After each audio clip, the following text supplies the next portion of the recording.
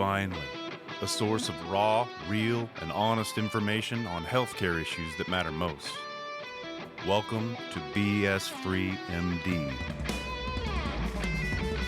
From the latest medical information to how to stay sane as a doctor or a patient, no subject is taboo, no BS is allowed.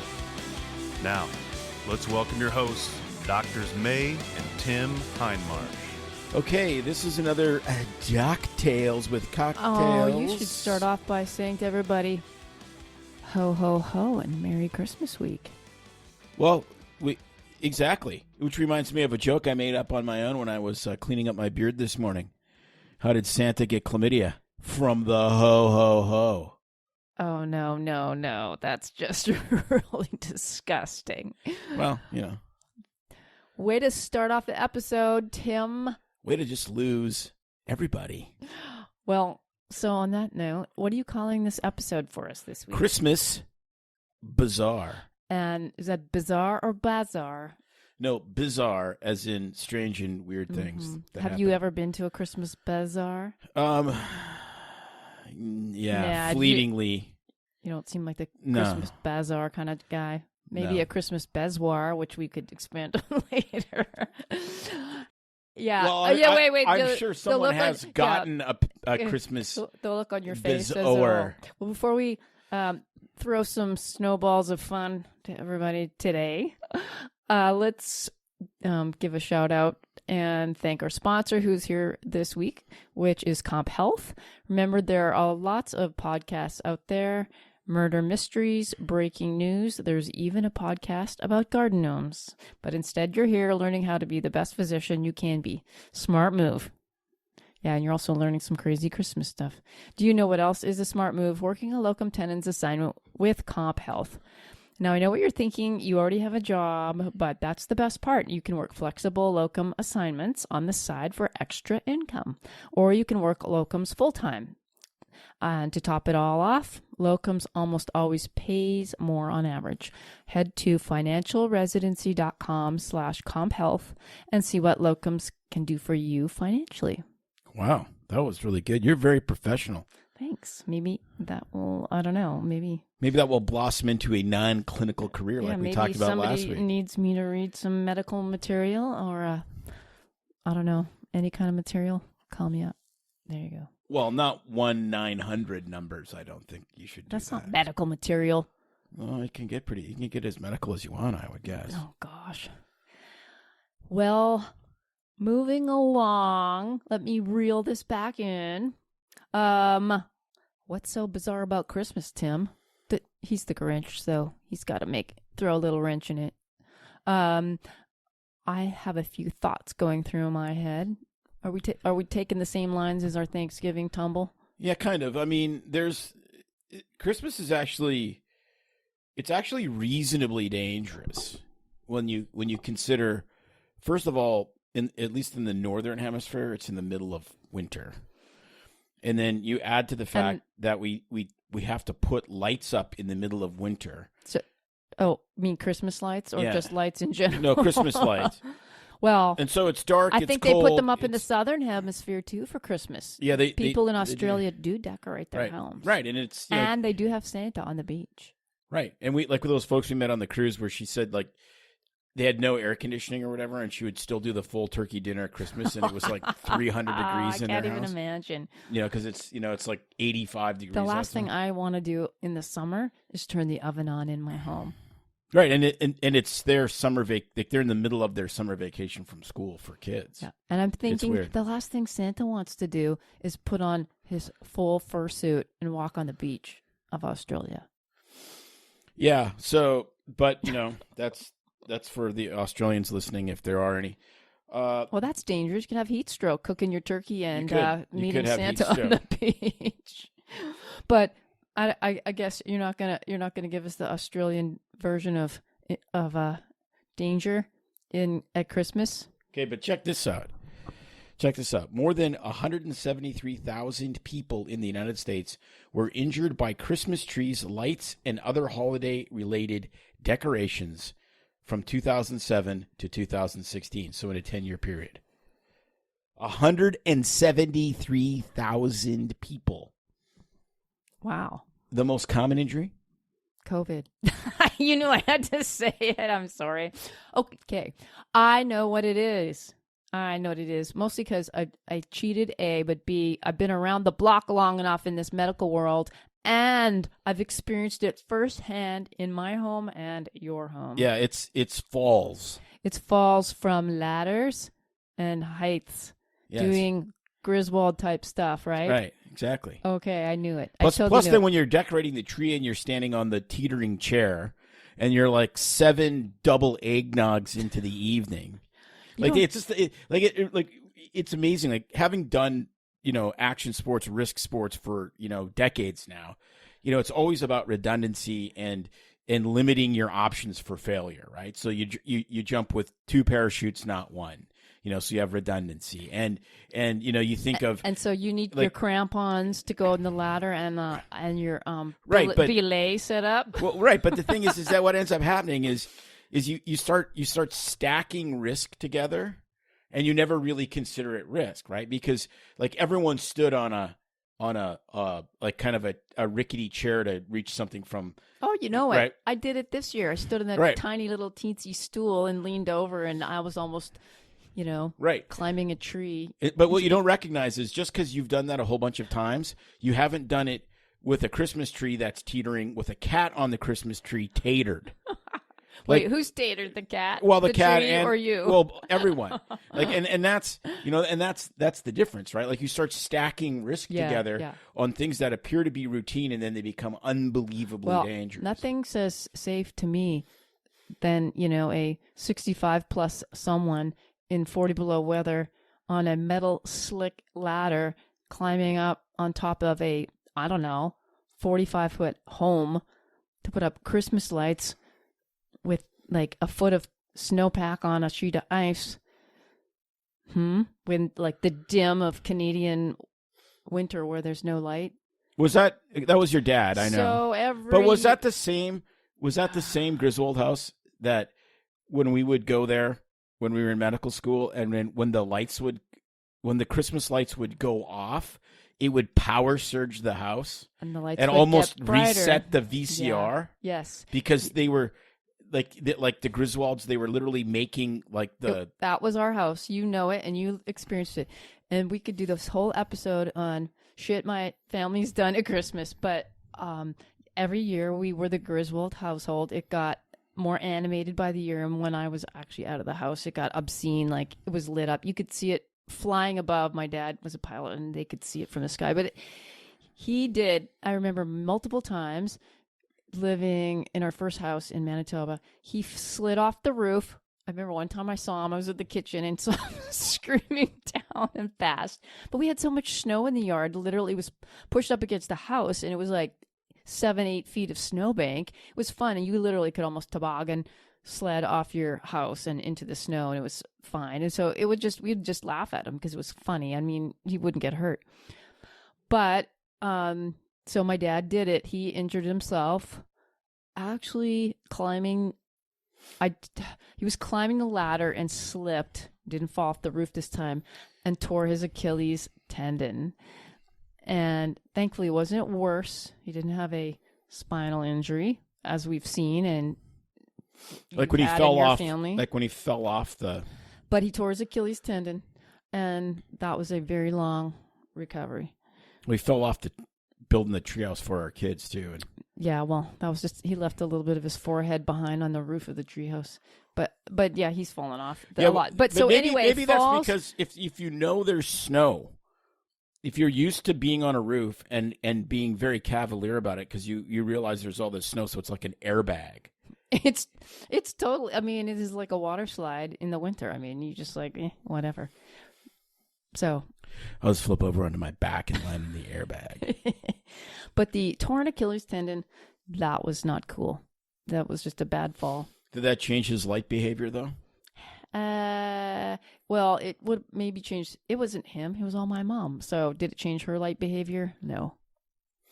No, the hijinks continued and ensued. Yes. Yeah, I'm not. I put a kind of, I didn't have, I don't think I think I put Christmas lights on our house once in 30 years. Well, that's really manly of you to admit. Well, why would it be unmanly? Aren't men supposed to put Christmas lights on the house for everybody? I don't know. I mean, it's, I don't know. I just thought it was just kind of dumb. So yes, falls just in general, putting up or taking down decorations actually is super common. And what was I going to say? Were you going to share something else about falls, or the next thing that injures people? Well, there's lots of things that injure people. Like there's the common sense stuff, like we talked about at Thanksgiving, which is, road traffic accidents. Right. It's like a 40% of all actually, the most, from what I'm reading or what I've read, the next most common, not just the falls in the tree, but the fire hazard from the tree. 200 Christmas tree fires a year. 200 in the U.S. Which is amazing because we used to buy these natural trees until we realized that we liked breathing through our noses and having a giant like icon to allergies. Yeah, it's really was funny unhelpful. how you grow up. We grew up with in the woods with the trees. We lived here, and then suddenly we've just developed an allergy to tree, which is too bad because I like the real tree. But right, but we'd buy those flocked trees, and what a flocked tree is that they spray that fake. They have a real tree, but they spray they spray it with fake snow, right? So we'd be done, and I'd have this tree, and we live on an acreage, so I got and it's wet outside because it's Oregon, and it's the end of beginning of January. So it's like, okay, let's see what happens. So I'd prop the tree up, and I would take like a lighter, and I would light it. I have video of it. It's absolutely dramatic. Part of it is because the tree is super dry because it's been in the house for a couple of weeks, and I swear part of it has to be that flocking. It is like the flocking is white hardened napalm, because it is so hot and so I don't know how you would ever have a hope of saving a house if a Christmas tree like that started on fire. I think we still have video of that, but that stuff goes up so fast and so hot, and then you're right, the undersurface is just a dried out little stick in there that there's nothing that burns with flames that high like anything I've seen, other than, direct gasoline or napalm. Diesel. Yeah, it is insane how fast that goes up. So, Christmas tree fires. Yeah, they're yes, have you ever seen? And then you got all those presents underneath, and the paper, right. Stuff's underneath, and and of course you just got your kid the Vietnam War recreation kit, which actually has napalm and Agent Orange in it, right? but like the one that's just crazy is they show these videos where they do the learn to burn things, in houses for firefighters. Mm-hmm. And if you ever look those videos up where it's like a Christmas tree fire in like a regular house, and they have a clock running. Oh, yeah. And how many seconds it is until the ceiling is 100% on fire? Yeah, it's insane. It just shows the tree, the wall, the curtains, everything. It goes down fast. Like when you think of it from a common sense perspective, right? It's like, okay, let's take a tree, let's kill it while it's still green. Let's dry it out as much as we possibly can for a month. And then let's put lights on it that get really hot and potentially short out. Like, what could possibly go wrong with this? I remember standing in the basket of a hot air balloon with some friends of mine. We were skydiving out of a hot air balloon. And we're like, this is completely stupid. Okay? This is a wicker basket with a couple sheets over you, all sewed together, with these massive, gigantic propane tanks and this enormous blowtorch, and it flies. And people are like, well, you're stupid. You jump out of a perfectly good airplane. And I'm like, No. The ballooning is completely you'd it's never- a completely different level of dumb when you try to put it together. It's like You never you know catch 'em, you're the in a hot reason air it's balloon. ancient technology in aviation is because it sucks. It's like it's unbelievable, and it gets so hot. Like when they hit the burner, when you're in it, like to control altitude, like you almost have to have like a hard hat helmet on because your head gets so unbelievably hot. It's like I could never wait to jump out of the thing, right? You know, and it's like, okay, well, we're going to get into the wicker basket. We're going to have the big silk dome. We're going to get a huge barbecuer and like blast hot air into it. And then we're going to all jump out of this thing and save ourselves with nylon and strings. And I was like, when I was under that canopy, I was so happy. I'm like, I'm away from that freaking balloon. Well, I can't really see how that's Christmas related unless you plan on traveling to visit your family in a hot air balloon instead of the plane. But You could try. I guess You would could. not succeed.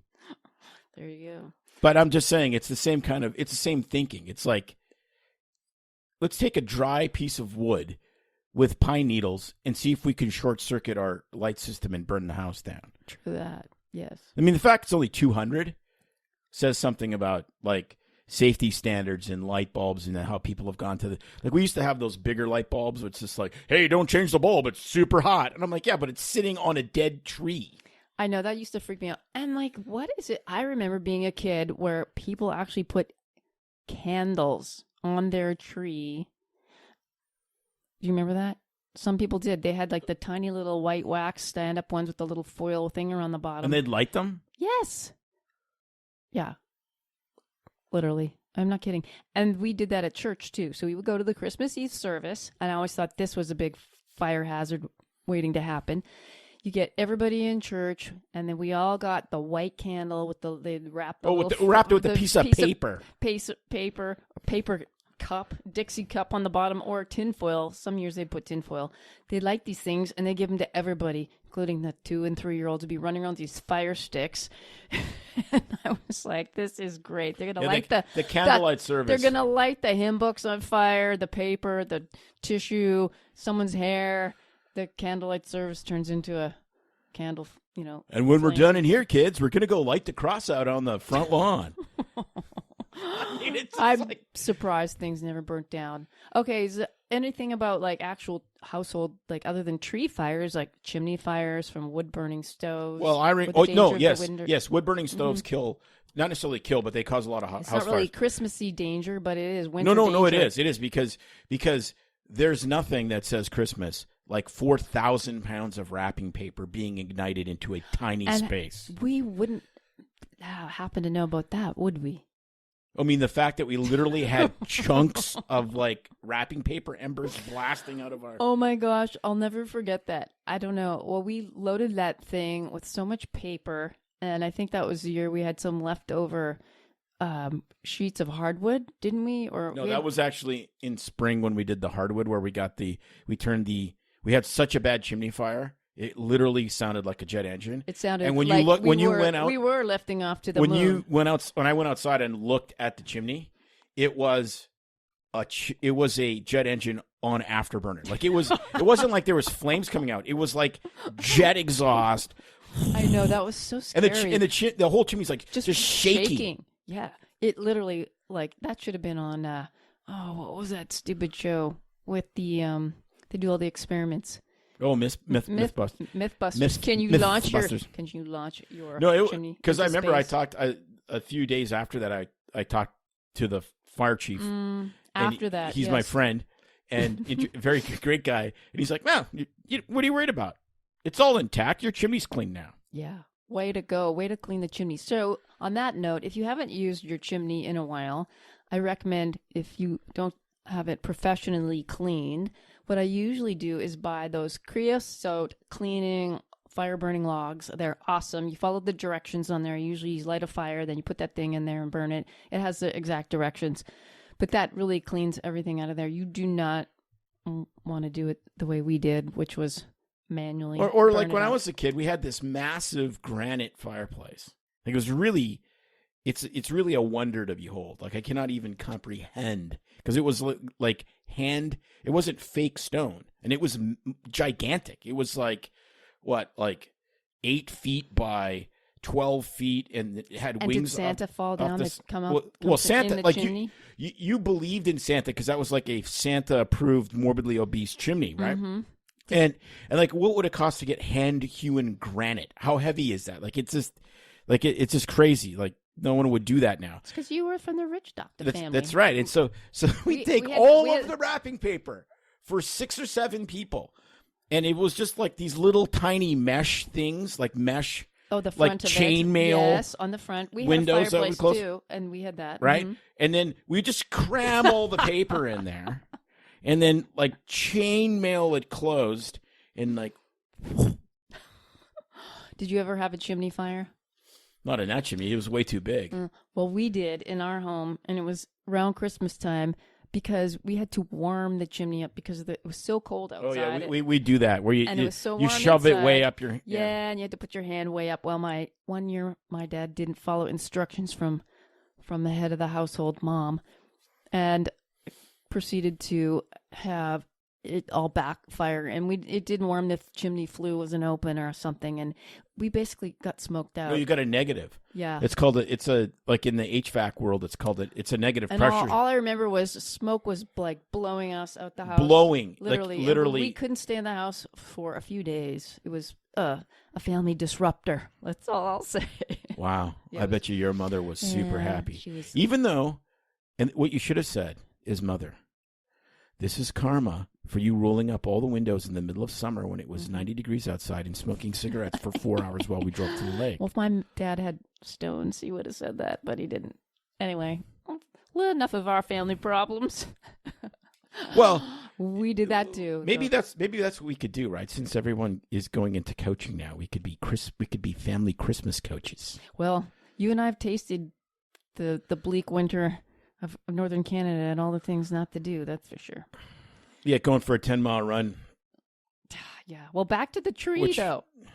We haven't finished off with the tree. Did you have any tree incidents? Because trees can be dangerous too. Is not only is it climbing the ladders to decorate your tree if you haven't already, or getting stuck in the snowstorm, getting your tree, or if you have a fake tree that we do now. I mean, I don't know. You can't really get injured. Did you have any electrical injuries with the lights or anything like that?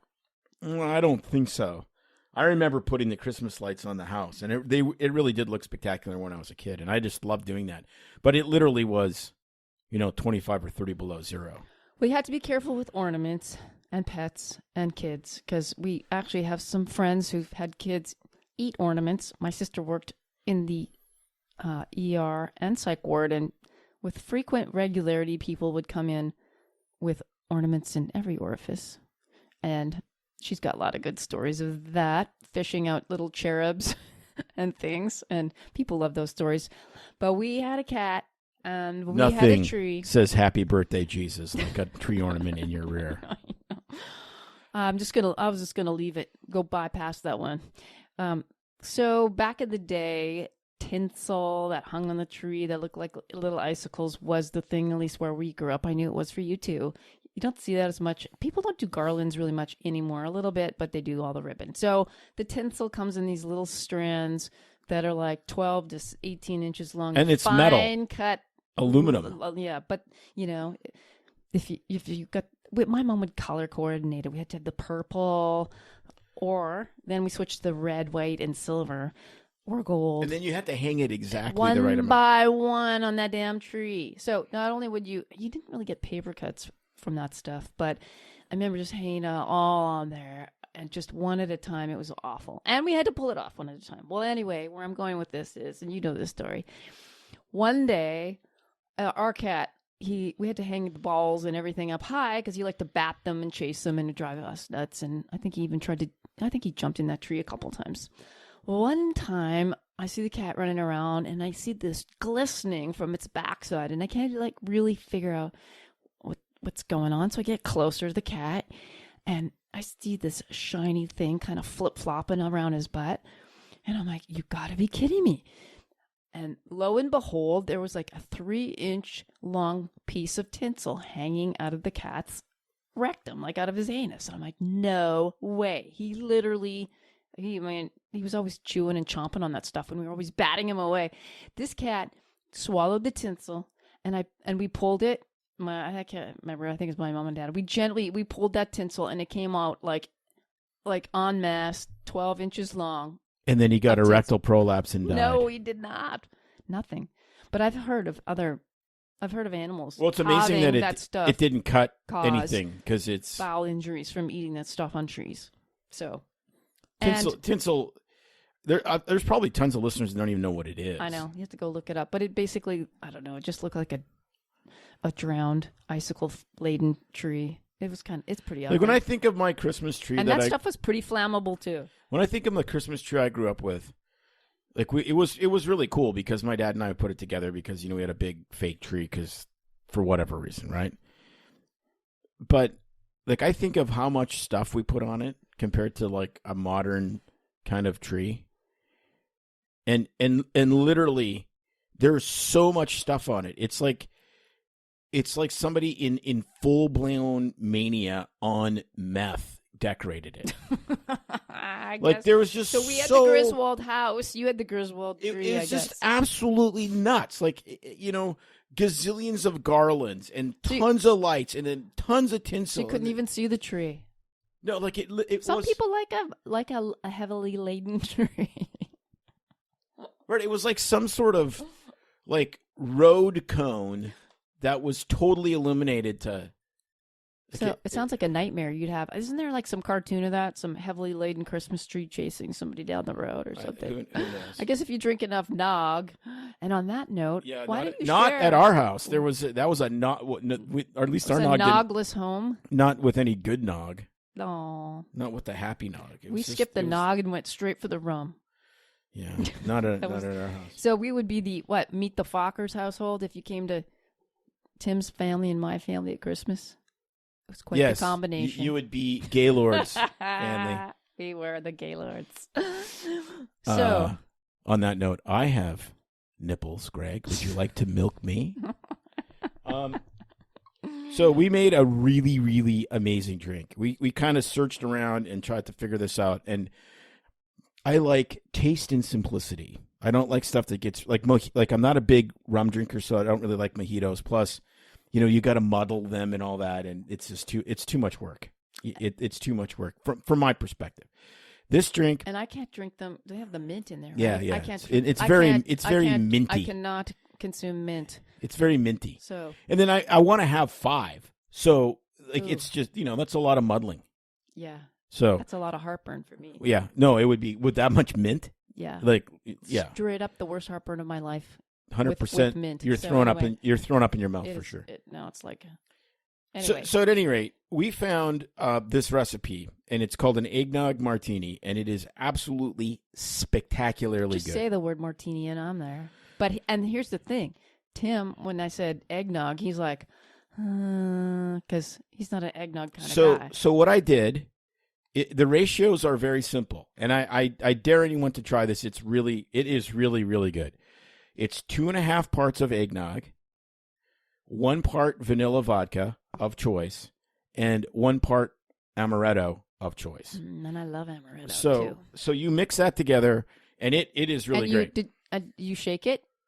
Well, it's martini, so you could shake it. Pour it over ice? You could shake it, pour it over ice. You got to stir it. It's a mixed drink, right? Sprinkle a little nutmeg on there, or a little cinnamon stick if you prefer, and the quality of the eggnog matters. So, right. So, just like lots of other things that matter, this I stumbled upon this at the store, and I said, this sounds like a really super good idea because we could promote this. So there is a local family business in Albany, Oregon called Royal Riverside Farm. So if you're listening to our show, or if you know them, tell them that we gave them a shout out because we tried their eggnog. And it is insane. It is so good. So they It doesn't even look like. It looks like real eggnog in the container because it is. It doesn't look like bleached. So flour. This is a family farm. It is the Cron family owns it. They have a lovely yellow lab like we had. Oh, look at that! And 2 beautiful daughters, and they make something called cream line milk. Okay, which is like. a creamline milk, it would be like brewery or micro distillery products. Mm-hmm. Okay, so what it is it's pasteurized, which is good because getting botuline and toxin from you want botuline and toxin in your crow's feet, not in your tummy. So yes, keep it in the face. Yes, or tuberculosis. Tuberculosis from milk is another amazing way to make your Christmas. So it's pasteurized, which of course you want, but it's not homogenized. So homogenization is where they take the cream off the top, mm-hmm. and then they mix the milk up so that it doesn't separate with the cream, right. and then they get two products for one, right? Mm-hmm. Makes sense? Correct. Well, it's the entire whole milk, just pasteurized. Yummy. Right from teat to bottle. That just sounds wrong, but boy, does it taste good. It is really, really good. So, and they have some other products. They have some, grass-fed beef and pork products and stuff and it's all like countrified. Do they have a website? They where do. You can check them out? RoyalRiversideFarm.com. Perfect. And maybe there it'll tell you where you can find their product. They actually have, I found this in a local retail store, it wasn't at a farmer's market or whatever. And so it's kind of a niched out, micro creamery, shall we say. I love it. Instead of a micro brewery. And they have chocolate milk and all sorts of stuff that they make. And I'm absolutely tag them blew on our show episode my mind. So that they we'll know send that it to them. Yeah. And they'll hear our terrible jokes. Yes, but and they'll go,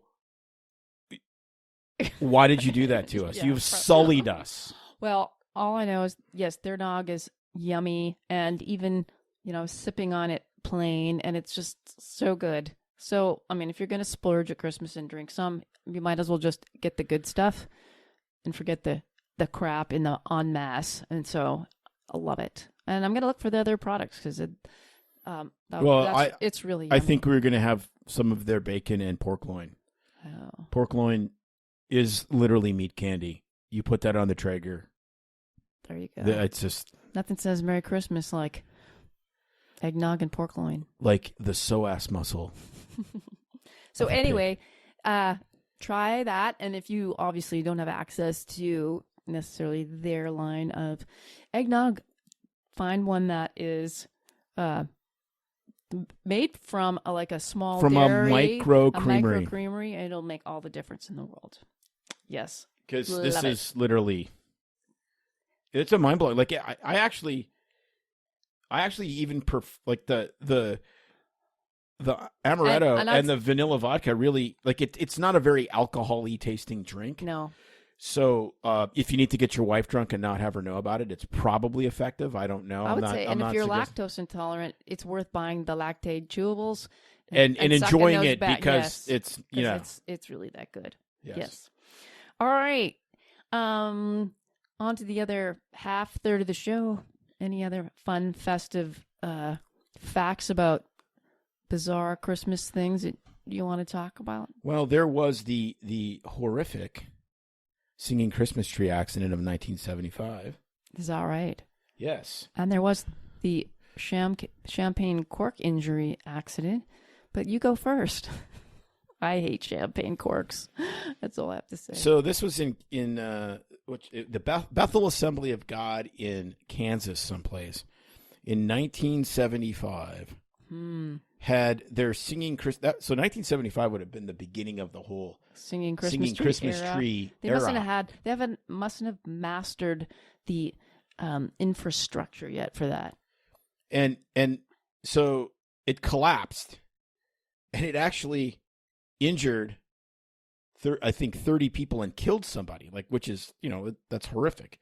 But I because I have kind of a morbid sense of humor, I'm trying to see what that would have been like to experience, right? Like you think of, how they mic the, we've been to these things a gazillion times.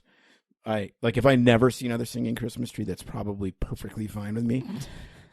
and I'm just thinking, it's like they're standing there, the mics are perfect, the sound is good, they got the little, it's just like, oh, holy night, we're gonna die. Yeah. You think? Oh, holy shit, we're gonna die! And, you know, Boom. And the walls came tumbling down. buzzkill. Yeah, actually, it was That's what it'd combining be. Christmas and Jericho There you go. together in one motif. That's right. Well, Yes. play the trumpets loud enough, the walls will fall. Yeah, if you, yeah. That would be. Did anyone die in that? One person died. Oh, that's horrible. It's really horrible. That's really. Oh, that's not an uplifting story. But I guess if we're talking about Christmas bizarre Bazaar. things, I don't know. Or how about the case we had when we were interns? Well, I wasn't thinking about the case we had when we were interns. That was bad. I was thinking about when we were med students in jerseys. That word. No one knows that's jer- a Saskatchewan only. It's like a bunny hug.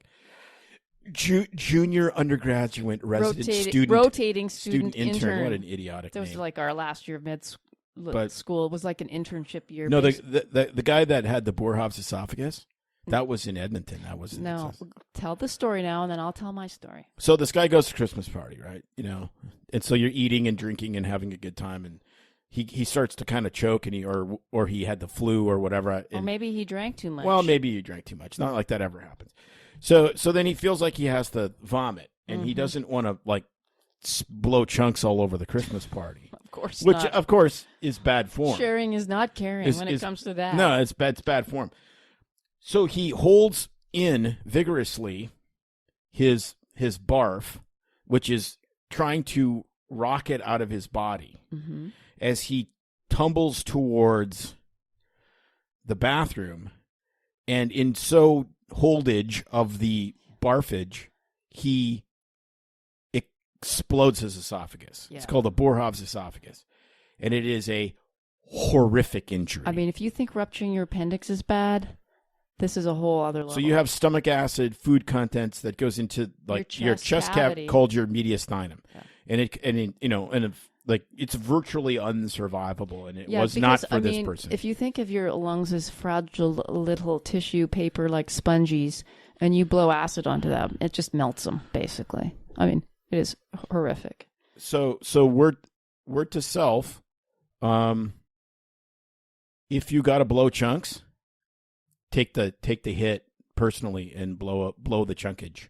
Yeah. Don't try to hold it. Like people that try to hold their sneezes, not cool. You can cause all kinds of injuries doing that, rupturing your eardrum, and etc. So my story, though, is a driving in the snow related winter injury, Christmassy. It was time. So back where we lived in northern Canada, with all the snow in the winter, they had these snow fences that they would put up. And it's sure it's common in the U.S., but the snow fences, they put them up, they'd plow the snow on the roads and the main highways, and then it would build like this wall of snow that's 3, 4, 5, 6, whatever feet high. But to hold it back so it wouldn't get blown over, because it's really windy in Saskatchewan and it would blow and drift over, they called them snow fences. And so they had rebar every few feet, and then they rolled out this, it was like an orange plasticky mesh stuff, I think, that they would roll it out, and it would be in between and would hold the snow back enough into these fences, and then they would take it down in the spring and then put up in the fall and the winter. So the reason behind the snow fence was to stop the drifting of snow, like in your parking lot or wherever, so you had less to. And they used them a lot, like on the 4 and 6 lane roads, so that they had less plowing to do because it was pretty windy. Because you just blow into these god awful sand dunes of freezing cold death. Mm-hmm. So lo and behold, when I was a 4th year med student, we had this case come in where a gentleman was driving over an overpass, and it was, we get 40 below, wind blowing across. It turns into a literal ice skating rink on there. And despite, even the best driving efforts, slicker as all get out, he slid his pickup truck and it slid and went over the overpass and fell down it missed the lane of traffic, but it landed right on the snow fence. So you think, oh, well, he's landing in this big 5 feet pile of snow in his truck. Maybe he'd be okay. No, the rebar from the snow fence, literally punctured the bottom of the floor of his pickup truck, went through the seat of his truck. It was a sign. There was a snow fence. It was a chunk. It was the bar from a sign. That's how big it was. And then it wasn't rebar. I thought it was rebar. No, it was literally. Oh, you remember? Okay. I remember now. Yeah. It was literally like a stop sign post. I thought it was the rebar. Well, no, otherwise it would never go through that much. It was, so I remember they're talking about that along the snow fence. And then punctured his testicle. I think it was the right one, because then it went up through his pelvis, through part of his liver, didn't hit his heart, and out through the top of his neck in his clavicle. And they brought him in that way because the fire department literally brought him in like a shish kebab on the stretcher. Maybe his name was Bob Shish. That's terrible. Sure was after that. The guy. What's your name? Bob K. Shish or Shish I mean, Kebab? it sounds horrific. I mean, what a way to have an accident. But the guy underwent major surgery, ended up, he had, collapsed lung, but he recovered, didn't lose any major organ. He lost his right testicle, a minor little organ, and survived this thing. Well, not only did he survive, but the best part of this story is they did grand rounds. Okay? Do you remember this? So grand rounds are where you get all the eggheads together and somebody does a really interesting case. Or somebody that does research talks about their research or whatever. Yeah. And so it's super interesting. And this was like a team of surgeons, right? Because you needed like a urologist for the pelvic stuff. And, did he hit his kidney? And then you needed a general surgeon. You needed a cardiothoracic surgeon. There might've been an orthopedic surgeon involved. I mean, this was like a major team effort to take this pole out of this guy in sections. Yeah. And he was a younger guy. And so at the end of the grand rounds, they talked about the guy's progress to recovery. And it went, he survived, and then he was able to walk at a certain time, and he was able to return at a certain time. And then one of the presenters at the end says, and we are amazed to say that he has regained full sexual function with his wife as of 2 weeks ago. And at the very back of the I remember this auditorium, now. I remember this. There's this super old internal medicine doctor, and he puts up his hands, and they say, yes, Dr. Whoever, like one of the icons of the university. He goes, do you know where I can get one of those poles? That's right. I remember that. I can't remember if I was there or heard that, but that was pretty funny. I guess he needs more than just that pole. Leave it at that. Yeah, that was nuts. And, Bob K. Shish. There you go. Along with the common things we talked about, of course, drink responsibly, don't drive inebriated, watch out for those dangerous toys that might take you down. Like, remember the things that we used to get when we were kids? Like, I miss lawn darts and, what was the other classic one? The matchstick toys, flame burning. No, the wood burning set. I love what Jeff Foxworthy says about that. He goes, of course, it has a cord that's like 8 inches long, and right, the only place you can plug it into is next to the drapes. Or the Christmas tree. Exactly. What are you doing, boys? I'm playing with the wood burning set. No. So are we going to talk at all about Christmas songs? I don't know, but I was going to say, whatever you do, just don't lick a pole, because I think of You mean like don't lick someone from Poland? No. A frosty cold pole when it's 40. I think, honestly, it's a rite of passage in Canada. I think virtually every single person we have to share our personal experiences. From Canada has done that. If you aren't from Canada or anywhere like the northern cold parts of the U.S., Minnesota, North Dakota, you don't understand what we all go through as a rite of passage when we stick our tongues, I don't know why we do it, because we have to see, onto a frozen metal pole. Will it actually stick? Will it stick? It's like, Oh, yeah, it sticks. Like my case, the pole was red, and I thought it looked like cherry. And I'm at the bus stop with my sister, right? And she's 8 years older than me. So, we're going to ride the bus downtown and go shopping. And it's, 4 trillion degrees below zero. And so I had to just taste it. And then, of course, my tongue stuck. And I'm like, she goes, well, it doesn't matter now because the bus is here, and just kind of pushes me away. And, my tongue bled the rest of the day because there's like a fasciculating chunk of like tongue meat stuck to this pole, slowly trying to die. That's so horrible. Well, I did mine at a curling rink. How more classic Canadian can that be? And of course, I can't remember how old I was. I was probably 5 or 6, and we were outside messing around because it's winter. What else would we do? Well, my mom was inside curling in the afternoon, and we had one of those metal. It was like a rounded pole. It was like a handrail thing that bent around, probably like 4 feet high. But then on the bottom, it had this little. It was like what you'd scrape your boots off, get the snow off, or mud in the spring.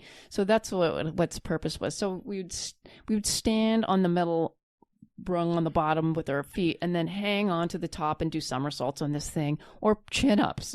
And of course, someone dared me to just try it. Will your tongue stick? I bet it won't. So what do? I'm doing half of a chin up on this bar, stick my tongue, it's stuck.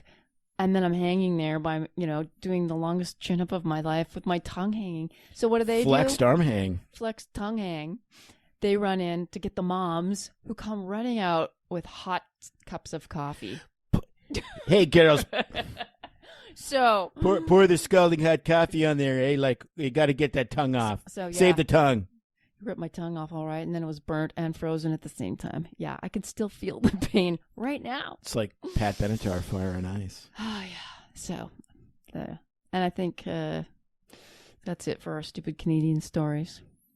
So what about any of the Christmas carols, like the words? Like, I'm sorry, I still get troubled. What's your favorite Christmas carol? I don't know. You don't have one? Nah, I'm just kind of grumpy. I'm not a big seasonal Christmas guy. I'm much better than I was a few years ago, but it's just... Grandma got knocked over by a reindeer? Grandma got knocked up by a reindeer. My favorite is White Christmas by Bing Crosby. It's a classic. And we don't have White Christmas here now because it's right. Wet Christmas. So yeah, there you go. I was like, what, you're gonna make fun of Christmas songs? Yeah, of course I am. Of course I am. But because some of them are so like, are they medical? No, I think of it. Well, I guess so because, you think of like in Silent Night, like what is round yawn virgin? I guess it's a very pregnant girl, or it's... well, no, is it a round young virgin? Which would make sense because she would be round because she would be pregnant. She was very young, undoubtedly a teenager. Yeah. But is it round? Because I just think about that. Why do you get hung up on this? It's just a... round, I think it means over there. It's like, round, like near, round, round well, yonder. Okay. So then I think, even though it's not technically correct, but then I think of the 3 wise men coming to the inn, and I think of the innkeeper. I think you've been drinking too much nog. I think of the innkeeper. Or kind of like your brain. Like where does it go with this stuff? Right. Like, so the innkeeper is like, I envision him being like a guy working in New Jersey at a like parking lot. And it's like, oh, we are kings. We have come from the east. We are bearing gold, frankincense, and myrrh. Where is the Christ child? Yeah, over there around yon virgin. And by the way, do you guys need parking validation for the camels? Those camels, man, you got to park them back there. They make some giant shits, eh? Oh, my gosh.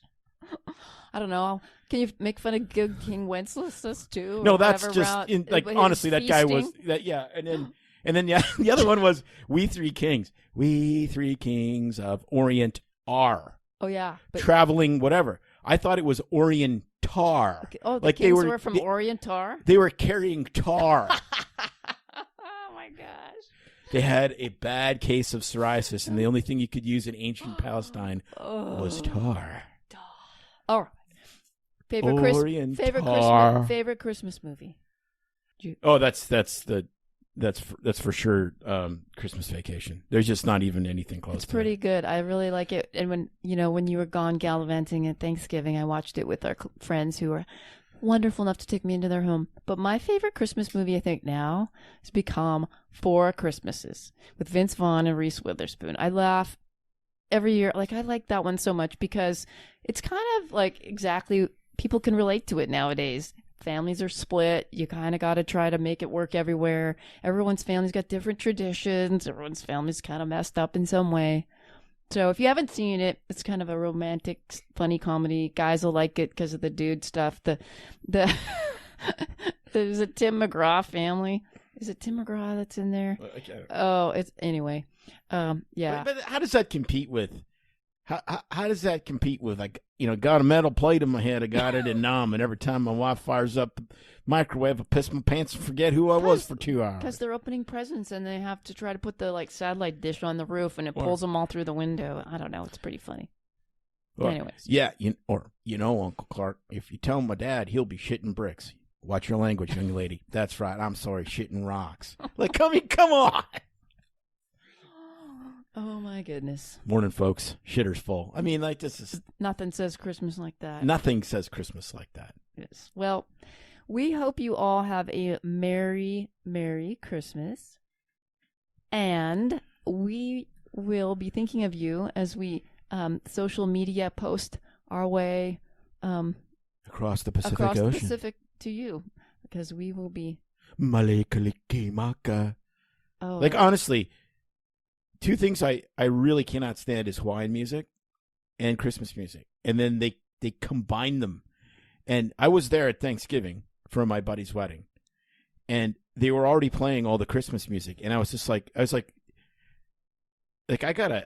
had to take an awl and poke my ear holes out. It would only be worse if they did it with a cowboy hat on, right?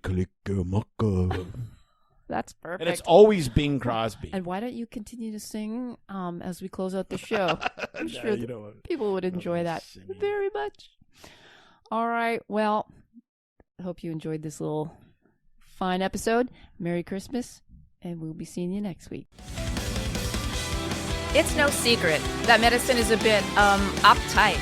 That's why Tim and I created BS Free MD to mix things up a little and have fun in the process.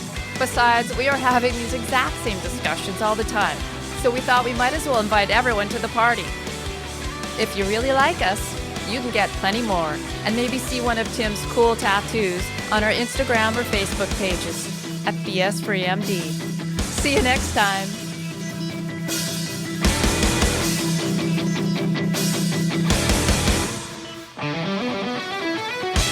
But we try to keep BS Free MD as raw and real as possible. We can't be held responsible for any medical decisions or discussions had as a result of what you've heard on the show.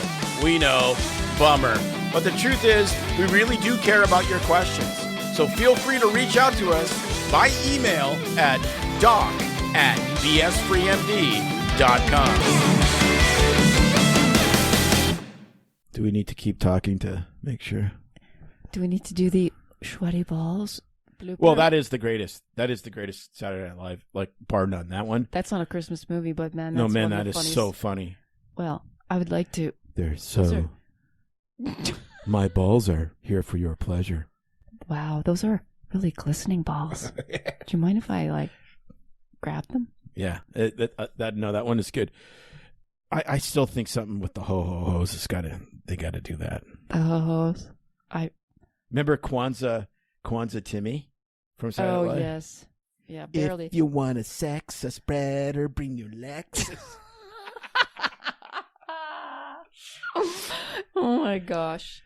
Or the ladies' man. Yeah, the well. ladies' man. Really like to. If you're nice, I'll throw in this sweaty ball sack. Yes, I like the ladies' man. So, let me get this right. There's now a drug called Viagra, so 80-year-olds can get it on. That's disgusting.